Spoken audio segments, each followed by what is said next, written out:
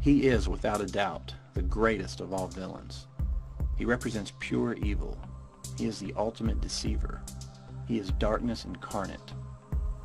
He is Satan. The problem is, a lot of people really think he exists.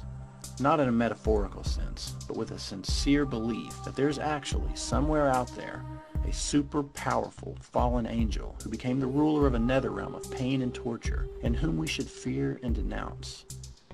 Now, how do we know this? What is the proof? And if that proof is examined, where does it lead us? The proof is here. And if you pay attention and follow in order the appearances of Satan throughout the Old and New Testaments, you might be surprised by what you learn.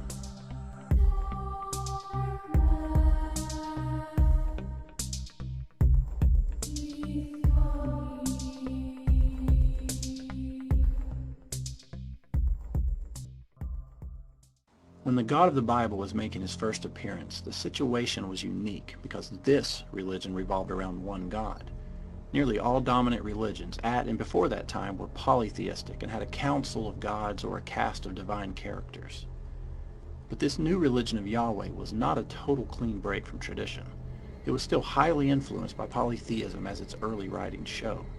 A more detailed example is in Exodus with the famous story of Moses and the 10 plagues on Egypt. The final plague was the most vicious. God kills all of the firstborn children in Egypt whose house does not bear the lamb's blood on the doors. God does this by sending the destroyer, known in Hebrew as Masit. Here, Masit passes over these houses, hence the Jewish celebration of Passover. The important thing to note here is that God directly controls this assassin. In the previous entry in this series, God punished David for conducting a census. God did not personally wreak the havoc, but instead it was an entity referred to as pestilence, an angel, Malak, and 3, the angel who is bringing destruction, Malak Hamasit. Hamasit. Masit. So what we see here can be explained as a result of monotheism. When there's only one God who controls everything, does he also have to be responsible for the bad things that happen? We will slowly see these negative aspects of Yahweh be extracted and become separate entities. Knowing just a little bit about biblical history will help to better understand things. The Bible writings for these purposes can be broken into 3 periods.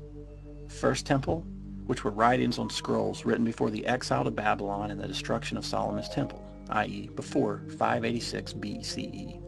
Second Temple, this was from 530 to 200 BCE. The intertestamental, between the Old and New Testaments, and the New Testament. During the First Temple, we have Masit, the smiting angel, and a new word, Satan, which in Hebrew means an agent of obstruction or punishment.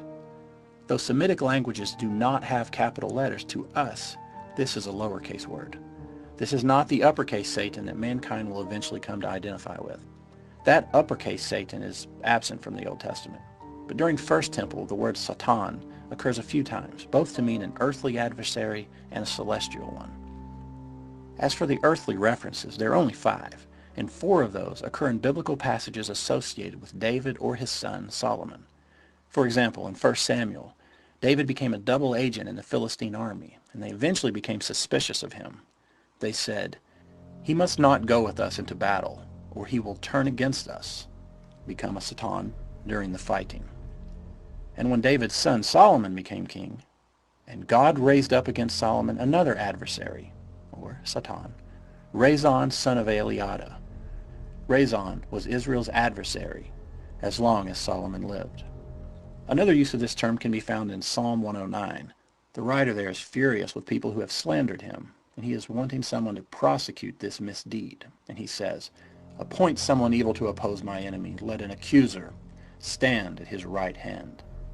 So whether a Satan refers to an adversary, a troublemaker, or a prosecutor, it all refers, in the lowercase, to a person on earth serving as an agent of obstruction or punishment.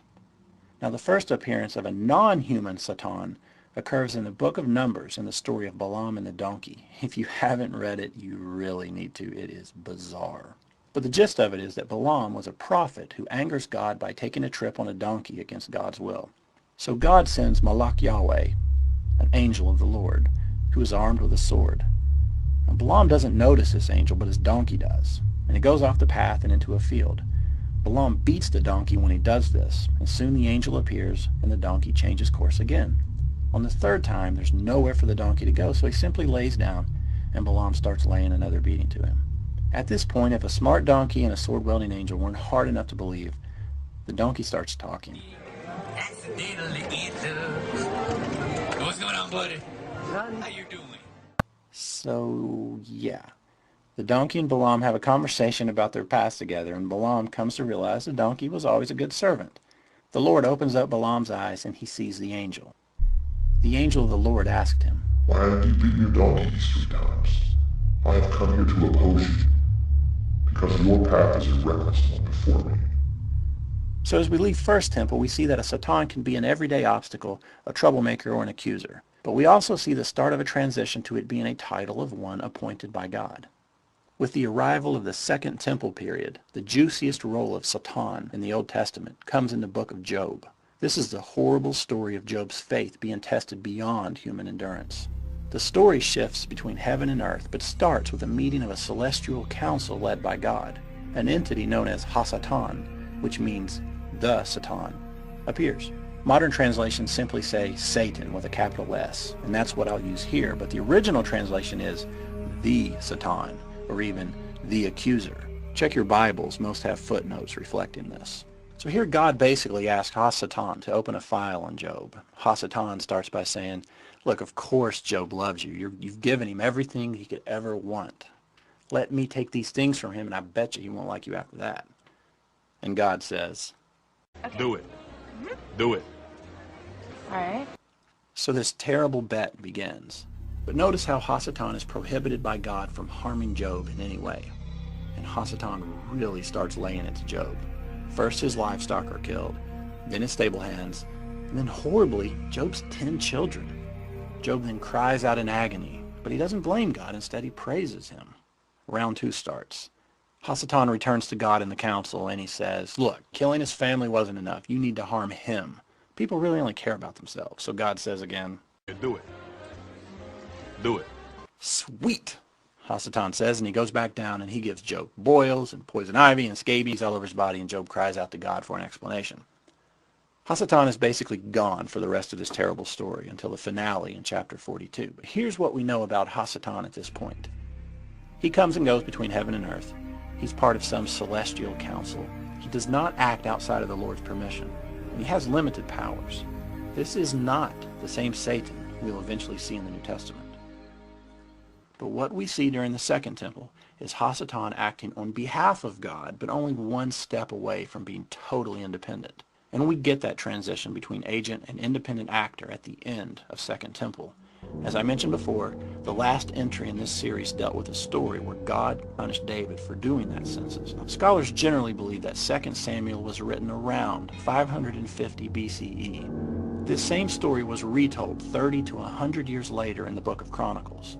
But this time, Satan himself orders the census. Not Ha-Satan, but Satan, capital S. According to T.J. Ray and Greg Mobley in their fabulous book, The Birth of Satan, they say the author of Chronicles is reflecting here the growing existential frustration of a monotheistic people who find it difficult to accept a God who is the author of both good and evil. For the first time in the canonical Hebrew Bible, Satan appears as a proper noun. The cosmic personality split is underway. Between the Old and New Testaments, there were a ton of discarded stories called apocalyptic literature that never made it into religious canon. These books dealt with visions of end times given to the author, usually by an angel. Here we see Satan continue to grow. In the Book of Jubilees, we meet Mastema, an angel who persecutes evil. He carries out punishments for God and he tempts humans. He requests God to permit him to have demons as his subordinates. In the second book of Enoch, we meet a rebel angel called Satael, who is cast out of heaven and takes up arms against it. And finally, there's a book called The Life of Adam and Eve that follows the first man and woman after they were evicted from the Garden of Eden. It explains that Satan refused to bow down to man and was cast out of heaven, and he promises to always haunt and tempt the descendants of Adam. Now, this story was reworked and made part of the Quran. This book also helps deflect challenges by the religious because this is a historical snapshot showing the time that people began associating this new evil being, Satan, with the serpent who initially tempted Adam and Eve. Satan is not mentioned in Genesis, but a snake is, and it's called a wild animal and not a fallen angel or the prince of darkness. We also learn how snakes lost their legs and eat dust. Also, the serpent is not considered to be anything else throughout the entire Old Testament. But let's talk about Satan. By the time the New Testament appears, Satan continues his evolution. In the earliest books of the New Testament, which were the epistles written by Paul, Satan is mentioned less than 7 times, and every time he plays the role of an obstructor or a hindrance to Christians. However, by the time the Gospels appear, Satan is Jesus' nemesis, and he's quite powerful. For example, both Luke and Matthew say Satan tempts Jesus with this line, To you I will give their glory and all this authority, for it has been given over to me, and I give it to anyone I please. The 4 Gospels suggest that Satan rules the physical world, and it explicitly says that he commands all demons and devils. Where demonic entities rarely appeared in the Old Testament, there are nearly 568 appearances in the New Testament of some sort of demon or evil spirit. And you have to ask, did demons just suddenly appear as the New Testament was being written? Or did the Old Testament writers just not think it was important to record them? Or does this show an evolution in how these people saw the world at that time? And at the end of the New Testament, we get the best example of apocalyptic literature, Revelation. Here, Satan is a full-blown superhero villain. He appears as a dragon, a monster, and even an ancient serpent. We see all the previous incarnations of Satan appear here. Satan, Maset, Hasatan, the accuser, Mastema, Satanel. The author even loops back and says that the serpent in the Garden of Eden is Satan. Even after the biblical books were written and compiled into one source, Satan's image continued to evolve. In medieval times, we started getting many visual representations of him. He grew horns and scaly wings, and sometimes he kept his goat legs. In the 14th century, we got Dante's Inferno that showed us hell and a very bizarre Satan. A few hundred years later, we got John Milton's Paradise Lost, one of the greatest literary achievements of the Western world. The Satan we know today is largely molded from Milton, a cast-out angel, a tortured ruler of hell. Milton married classic mythology to Christianity into this poem. Satan is actually the main character of this work, and I strongly encourage everyone to give it a read. But over the next 350 years until today, Satan pretty much remained in this form. So why is it important to show Satan as a construct of religious evolution? Because a world where Satan exists is different from a world where he does not. If Satan really exists in the form that Christians claim, then so do demons and witchcraft and hexes and curses and all sorts of supernatural evil. It's probably something intelligent Christians never really think about, but should. One can follow the evolution of this character from the religious text itself, and you can see the origins in a simple descriptive word that gained personal status, and then became an agent of a god, and then started to split off from that god, and grew in power and might. And when you realize that, things like this seem even more silly than before. Pastor, this woman here has been possessed by witchcraft. Tonight, God set her free. The devil came right out of her tonight. In the name of Jesus. Say it. In the name of Jesus. Say it. In the name of Jesus. You devil of witchcraft, never come back. Never come back. Never come back. I said never come back. Never come back. Hallelujah. Worthy the Lamb is abroad.